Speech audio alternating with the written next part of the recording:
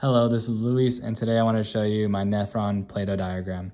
I want to start with the filtration of blood, which occurs in our glomerulus, also just our capillary beds, but that's all held by our Bowman's capsule.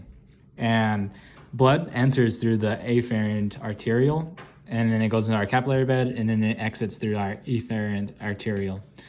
On the afferent arteriole, we have juxtaglomerular cells, but also next to it, we have our macula densa cells of the DCT, which is right here next to the distal convoluted tubule.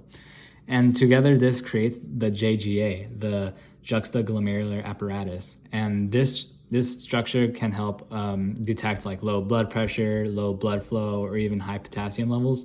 And if any of these happen, then this will affect the RAS system because it will produce renin. And going out from the Bowman's capsule, we have our proximal convoluted tubule, or PCT. The PCT is responsible for reabsorption.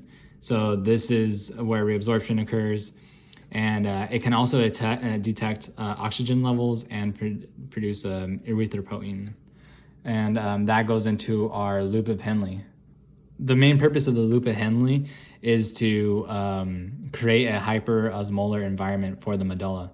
And this starts with the descending limb of the loop of Henle, which is permeable to water, but not salts. So that means water is able to pump out, but no salts or solutes are able to.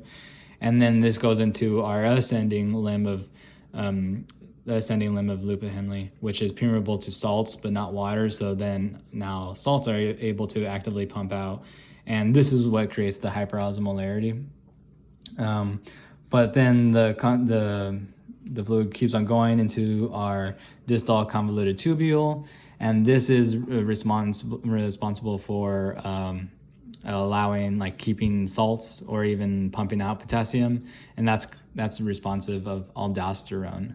And then that leads into our collecting duct, and this is where the urine is concentrated because it has aquapores, many aquapores, and that allows water to actively diffuse into the hyperosmolar medulla.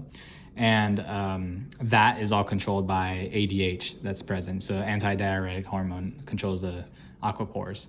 And then the urine is excreted in a higher concentration.